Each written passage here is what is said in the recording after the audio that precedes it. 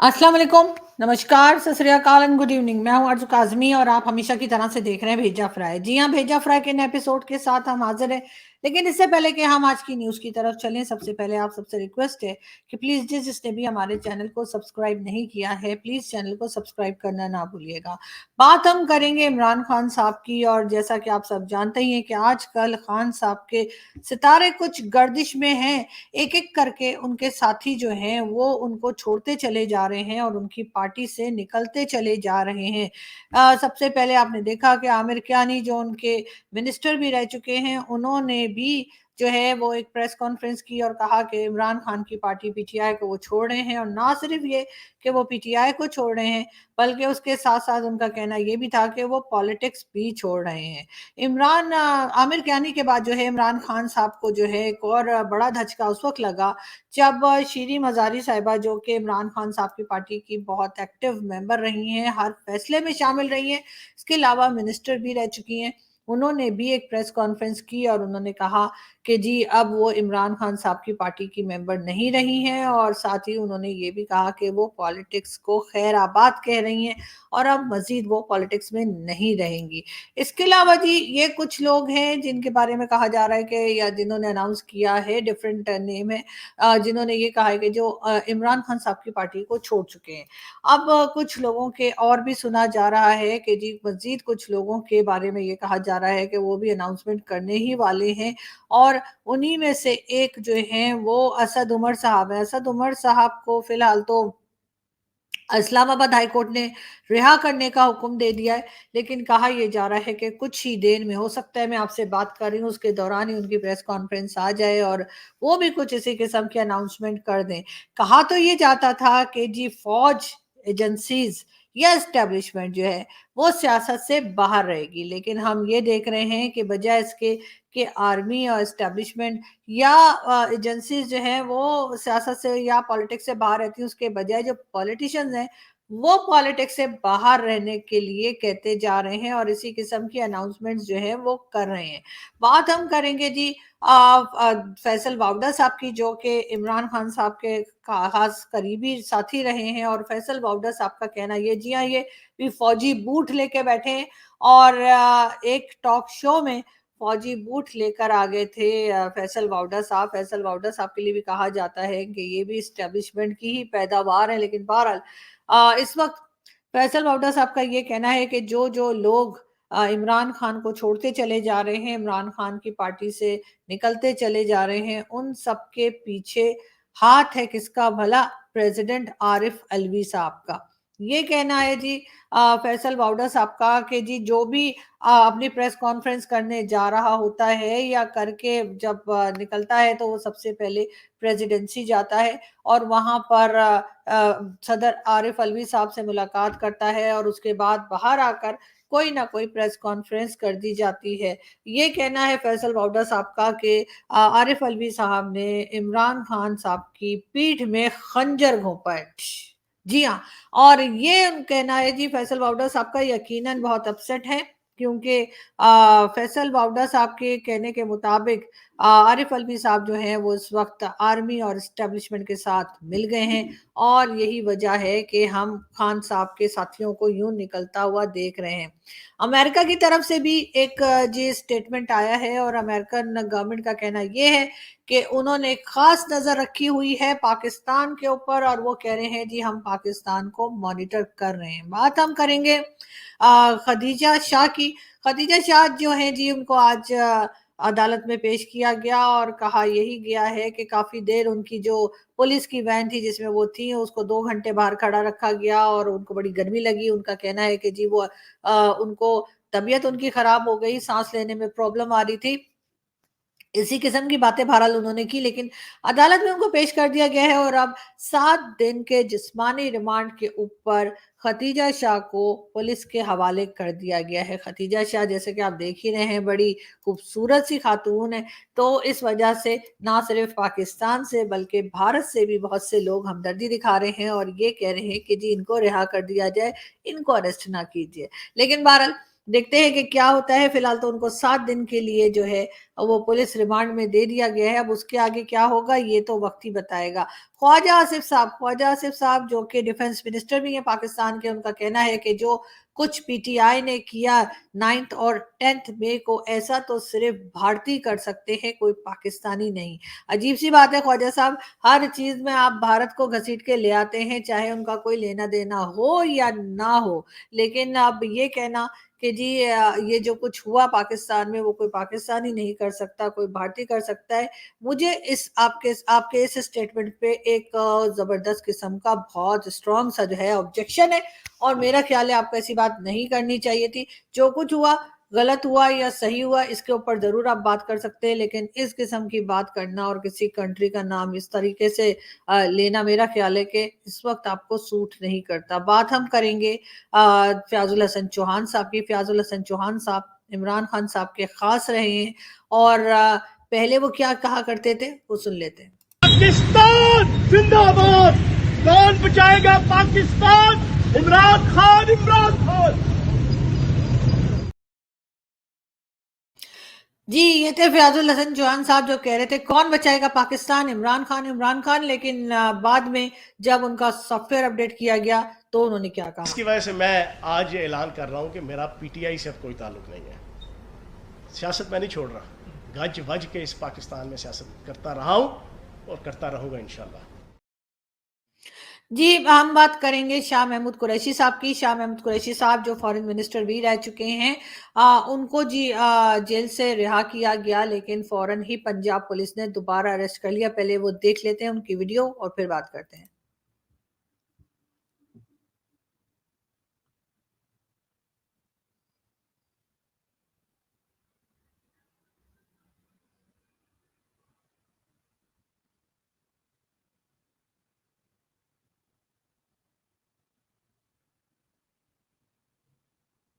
जी sorry, ये किसकी video लगा दी? शाह साहब की लगाओ ना, जो शाह साहब दोबारा अरेस्ट हुए हैं।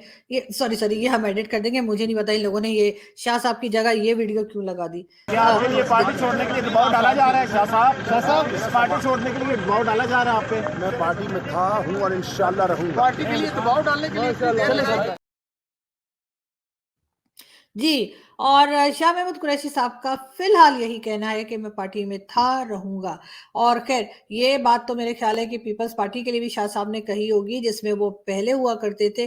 लेकिन इस वक्त बताया यही जा रहा है कि शाह महमूद कुरैशी साहब को तकरीबन 15 डेज के लिए नजर बंद कर दिया गया है, यानी कि अब वो किसी को नजर नहीं आएंगे, नजर बंद हो गए। ना सिर्फ शाह महमूद कुरैशी साहब बल्कि उनके साथ साथ पीटीआई के 2 मेंबर्स और, यानी कि जमशेद चीमा और मुसर्रत चीमा, यानी कि उनकी वाइफ, इन दोनों हस्बैंड वाइफ जो है ये भी पीटीआई से ताल्लुक रखते हैं, और इन दोनों को भी जो है नजर बंद कर दिया गया है तकरीबन 15 दिन के लिए। अब देखते हैं कि ये कब बाहर आते हैं और किस तरह से जो है वो अपने आप को इस मुसीबत से जो इस वक्त चल रही है उससे बचाते हैं। बात हम करेंगे थोड़ा सा इमरान खान से, हटते हैं, इमरान खान साहब पे दोबारा भी हम आ जाएंगे, लेकिन फिलहाल हम बात करेंगे बिलावल भुट्टो जरदारी की, जिन्होंने एक इंटरव्यू दिया है। वैसे तो उससे पहले वो कई स्टेटमेंट भी दे चुके हैं भारत के बारे में। वो मुसलसल कश्मीर कर रहे हैं और कश्मीर का चूरन बेच रहे हैं। लगता यही है कि हमारे अगले प्राइम मिनिस्टर यकीनन बिलावल भुट्टो जरदारी होंगे। लेकिन यहाँ क्या कह रहे हैं पहले सुनते हैं फिर बात करते हैं। भारत में G20 सिर्फ इसलिए हो रहे हैं कि वो तरक्की की सोच रहे हैं, तो फिर यहाँ का तरक्की पे क्यों एतराज़ करते हैं? बुनियादी मसला ये है कि मेरा एतराज़ ये नहीं है कि जी, तो बिलावल भुट्टो जरदारी का कहना है कि G20 करवा रहा है भारत कश्मीर के अंदर, और इस वजह से वो तरक्की कर रहे हैं, तो फिर यहाँ की तरक्की से क्यों चलते हैं? तो अगर अच्छा ही होता अगर बिलावल भुट्टो जरदारी ये भी बता देते कि पाकिस्तान में कौन सी तरक्की हो रही है, और अगर नहीं हो रही तो सर पहले तरक्की तो कर लीजिए फिर बात कीजिएगा। इस वक्त पाकिस्तान को जरूरत है कि पाकिस्तान, चाहे ईरान, अफगानिस्तान, चाइना या भारत, जिस जिसके भी बॉर्डर पाकिस्तान से लगते हैं उन सबके साथ हमारे टर्म्स बेहतर हों। लेकिन सर आप जिस तरह की स्टेटमेंट्स दे रहे हैं उससे तो मुझे कोई उम्मीद नहीं है कि हमारे टर्म्स जो है वो बेहतर होने जाएंगे, बल्कि गड़बड़ ही होती हुई दिखाई दे रही है। बात हम करेंगे दोबारा इमरान खान साहब की, और इमरान खान साहब के कुछ सपोर्टर्स हैं, उनकी वीडियो हम शेयर करेंगे आपसे। आप इमरान खान के साथ खड़े होंगे? इमरान खान के साथ, इसमें जरा शक नहीं है मुझे। शैतान की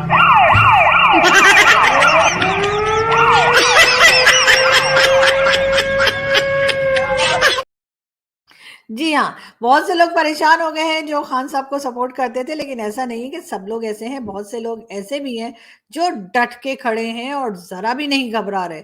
ان کی بھی بات سن لیتے ہیں. Guys, I was just scrolling through the Instagram and I came to know that Imran Khan is being arrested, and the way he was brutally being dragged into police van, I mean that's so disturbing. Rangers. The Rangers van, I mean that's so brutal, and where is humidity? I mean that's completely unbardashtable for the nation of Pakistan. So I appeal to the government of Pakistan to take action against Rangers. Government نہیں کروایا ہے. Government. So I request to the Pakistan Army to take action against the Rangers. It's because it's completely illegal. Army کی یا rangers? Army ki?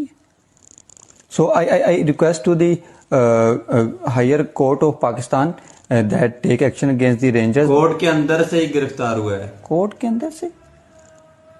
So I request to the NAB that take action against the Rangers. NAB نے ہی تو اٹھایا ہے. So guys, that's so illegal and against the Constitution of Pakistan. I mean, according to the Act 295, it's clearly written that you cannot arrest Imran Khan. So guys, I was just. جی تو یہ تھے عمران خان کے supporters جن کو کچھ سمجھ نہیں آ رہی تھی کہ آخر وہ کہاں جا کر اپیل کریں، کہاں جا کر عمران خان صاحب کو بچائیں. لیکن بہرحال جس طرح سے بات کر رہے تھے تو صاف لگ رہا تھا کہ خان صاحب کے سپورٹرز ہی یہ بات کر سکتے، لیکن خان صاحب خود اپنے سپورٹرز کو کیا کہہ رہے ہیں وہ بھی سن لیتے ہیں. حقیقی آزادی تھوڑی سی عقل استعمال کرو. جی ہاں، خان صاحب کہہ رہے ہیں عقل استعمال کیجئے، اور بالکل میرا خیال ہے کہ نہ صرف خان صاحب کے سپورٹرز کو بلکہ سبھی کو تھوڑی بہت عقل استعمال کر لینی چاہیے، اس لیے کہ خان صاحب اس وقت کافی پریشان ہے، کافی حالت خراب ہے. اور عمران خان کا کہنا تھا کہ جی آرمی چیف جو ہے وہ قوم کا باپ ہوتا ہے، تو بیٹا ظاہر ہے کہ باپ سے چھوٹا ہوتا ہے، اور اس وقت یہی لگ رہا ہے کہ باپ جو ہے وہ سیدھا کرنے کے چکر میں ہے.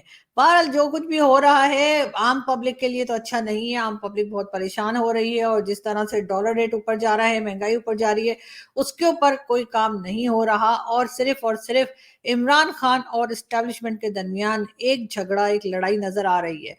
ساتھ ساتھ جی ہمارے جو ڈیفنس منسٹر صاحب ہیں یعنی خواجہ آصف صاحب، ان کا کہنا یہ بھی ہے کہ جی ہم پابندی لگانے کا سوچ رہے ہیں پی ٹی آئی پہ، لیکن میرا خیال ہے کہ ایسا نہیں ہو سکتا اور ہونا بھی نہیں چاہیے. لیکن یہ ضرور ہے کہ اگر اس قسم کی کوئی بیوقوفی گورنمنٹ نے کی تو پھر بہت جلدی عدالت کی طرف سے عمران خان کو دوبارہ ریلیف مل جائے گا. لیکن بہرحال بین کر دینا یا اس کے اوپر پابندی لگا دینا ہرگز اس مسئلے کا حل نہیں ہے. بات ہم کریں گے جی احسن اقبال صاحب کی. احسن اقبال صاحب کا کہنا ہے بہت تیزی سے لوگوں کو عمران خان کے دھوکے کا احساس ہو رہا ہے. وہ تو ٹھیک ہے سر، لیکن آپ کے جو لیڈر نواز شریف صاحب باہر بیٹھے ہوئے ہیں، اگر وہ دھوکہ نہیں دے رہے تو ان سے کہیے کہ واپس آ جائیں. کیا ڈرنے کی ضرورت ہے؟ اگر عمران خان فیس کر سکتے ہیں عدالتوں کو تو نواز شریف صاحب کیوں نہیں کر سکتے؟ بات کریں گے مصدق ملک صاحب کی. مصدق ملک صاحب کا کہنا ہے کہ جی رشیا سے 1,00,000 ٹن تیل جو ہے وہ منگایا جا رہا ہے. اب دیکھتے ہیں کہ جی وہ 1,00,000 ٹن آئل جو ہے جو کہ بتا رہے ہیں مصدق ملک صاحب، وہ رشیا سے پاکستان کب پہنچتا ہے.